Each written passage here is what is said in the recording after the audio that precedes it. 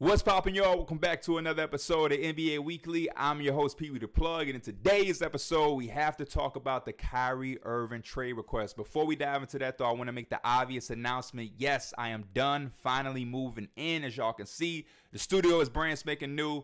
We got white walls. It's a little bit of an echo. Everything is fresh. So with that being said, I need y'all to have a little bit of patience with me over the next few weeks as I continue to build out the studio and get it perfect and just right for our content. But with so much going on in the NBA, I couldn't take another day off. The week I took off to move really felt like a year, and I've been missing y'all. I appreciate all of the messages and all of the congratulations. I couldn't be here without y'all. But again, have a little bit of patience with me as I continue to build out the studio, and over time, we're going to get rid of that echo. It's not going to be as plain and dry. It's going to be just right for the content. But with that being said, Kyrie Irving requesting a trade yesterday from the Brooklyn Nets. Very, very needed for the basketball community. It's been very quiet, very dry as far as movement and action around the trade deadline, and boom, Kyrie Irving decided to throw a bunch of gasoline into the news, the NBA news week this week. So to truly understand the situation, we have to go back 3 weeks, maybe a month ago. There was a statement from Kyrie Irving's representation, which is his stepmother, basically saying Kyrie would love to call Brooklyn home if the right extension came.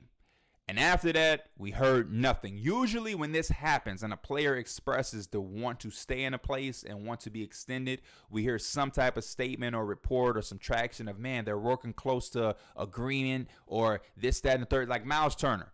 Miles Turner came out. We thought he was going to get traded. Then he was like, man, I'll stay as long as they want to keep me. And then, boom, they signed a 2-year extension. That's done. With the Kyrie Irving situation, they came out, they made the statement. I heard nothing else, which is why yesterday when I heard about the trade request, I kind of scratched my head for a little second. Then I said, boom, why didn't I see this coming? Kyrie wanted to stay. They put that out there publicly. And then we heard nothing else. There was nothing positive or anything to make us believe that they were anything close to an agreement. So I should have saw this coming. All Kyrie Irving wanted was an extension.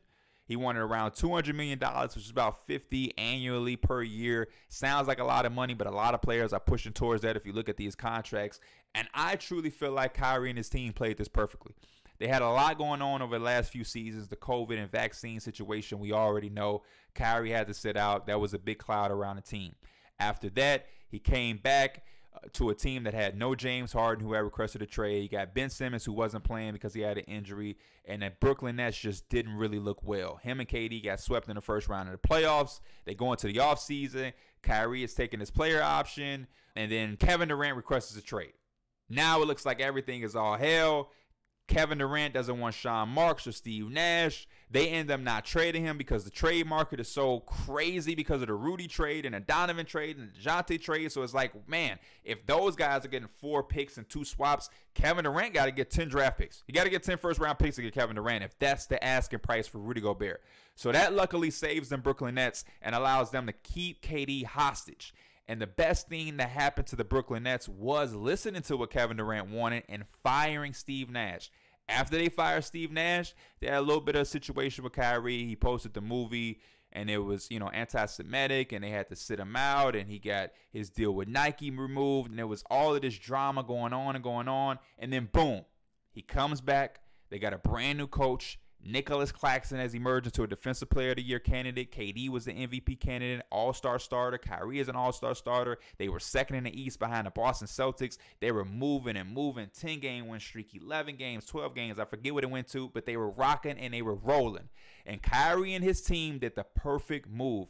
They executed and said, hey, we got out of the cloud. We got past the drama. And now we've shown that Kyrie Irving is valuable, especially to the Brooklyn Nets.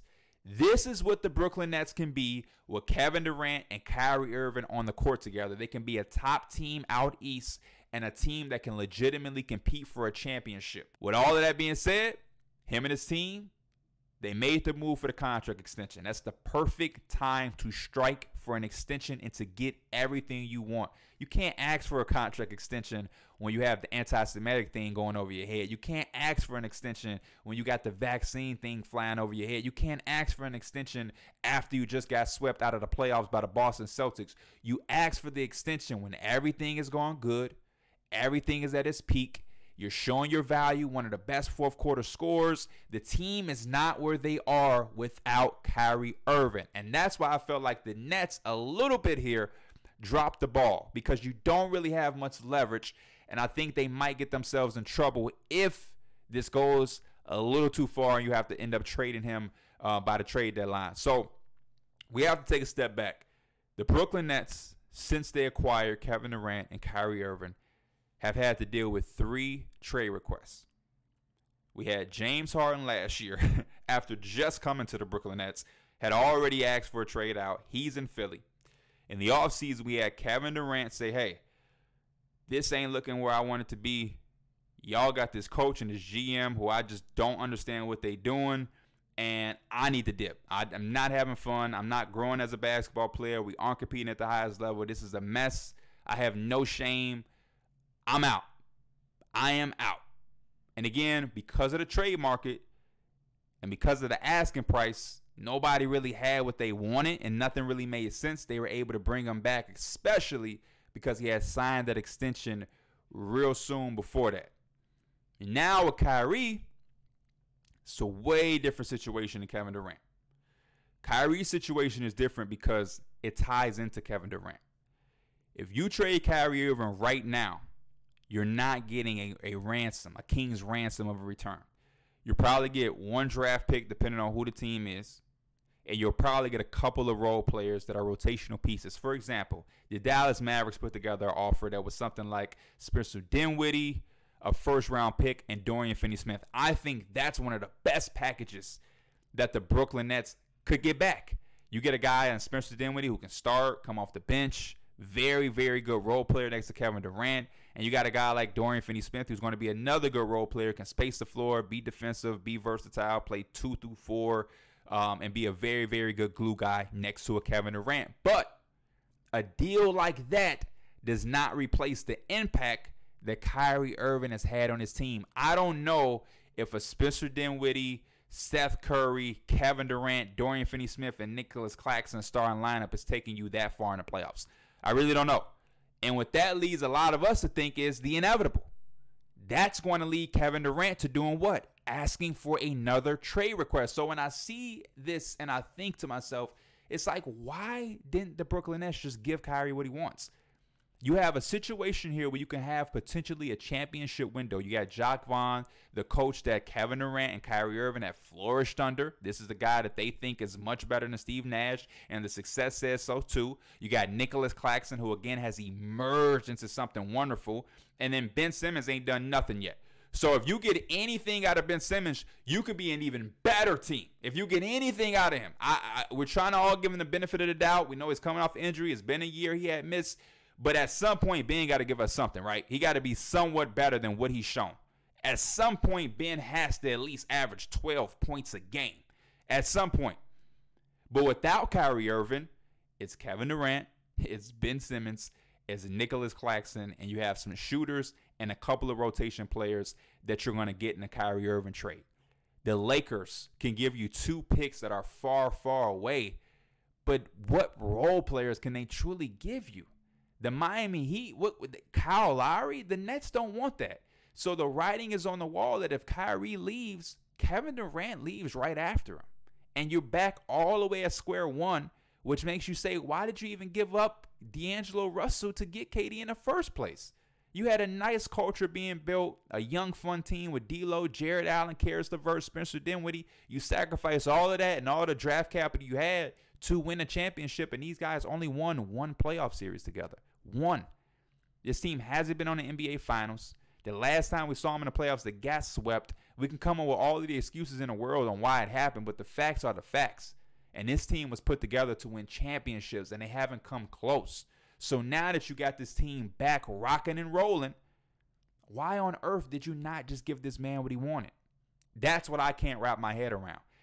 Is Kyrie Irving perfect? No. Can Kyrie Irving bring some things that may seem unnecessary to some people at some weird times? For sure.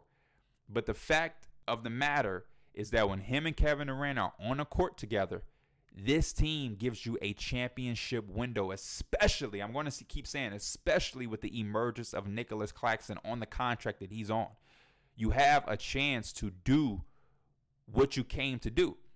If you extend Kyrie Irving and he's happy and y'all just get back to playing basketball and his team fights and competes and comes close to a championship year, I guarantee you run it back and everything starts to feel worth it. You go in the offseason, you review your roster. Okay, what did we not have? What do we need? The locker room is going to be in higher spirits. Everybody's going to be happy. Winning solves everything. You win. He gets his extension. He's feeling good. Him and KD are locked up for basically the rest of their careers there.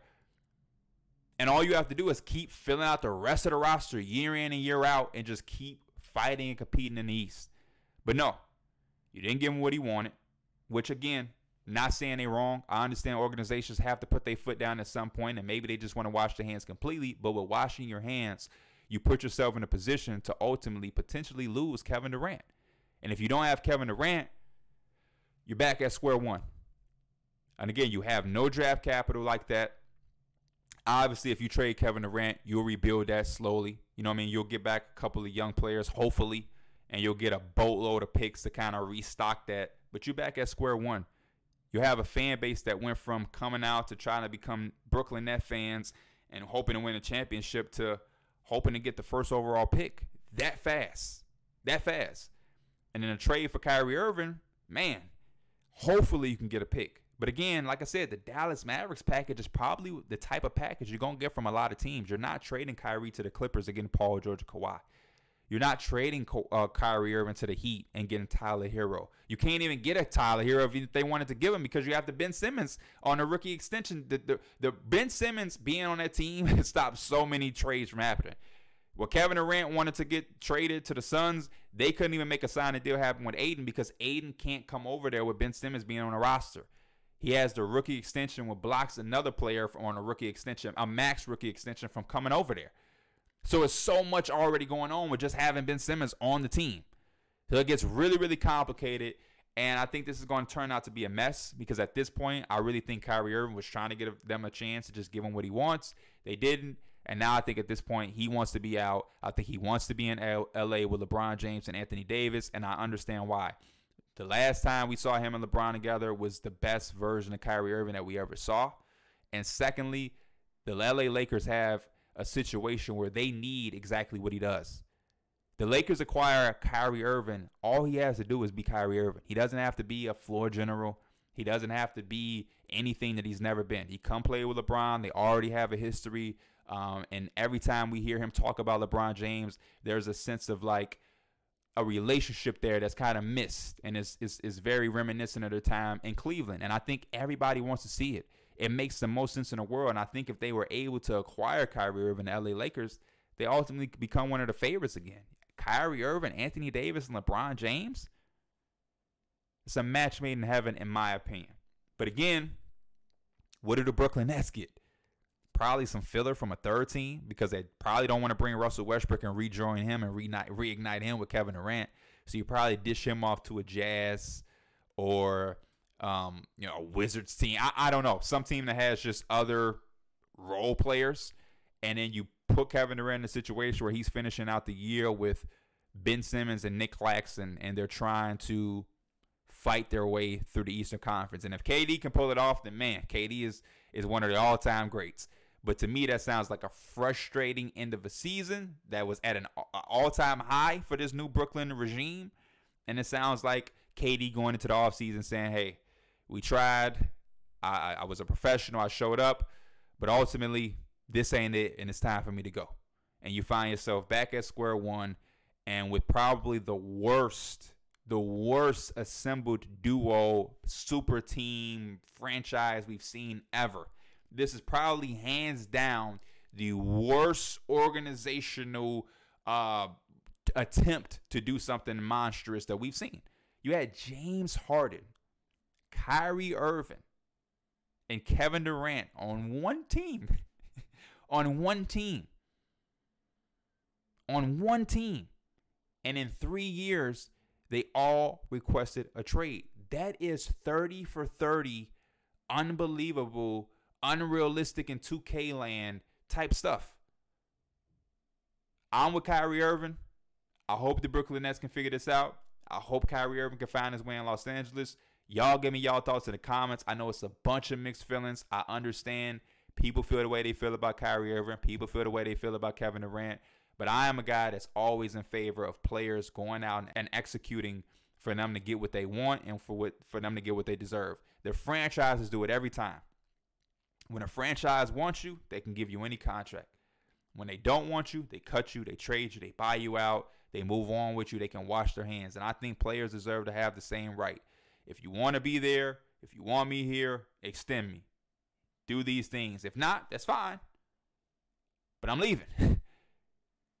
It's common sense. Y'all let me know. As always, I appreciate y'all. Again, thank you for all the congrats on this moving. Be patient with me. It's going to be nice to see how we turn the studio into something magnificent. As always, I'm Pee Wee the Plug. This is NBA Weekly. I'll see y'all next time. I'm out. Peace.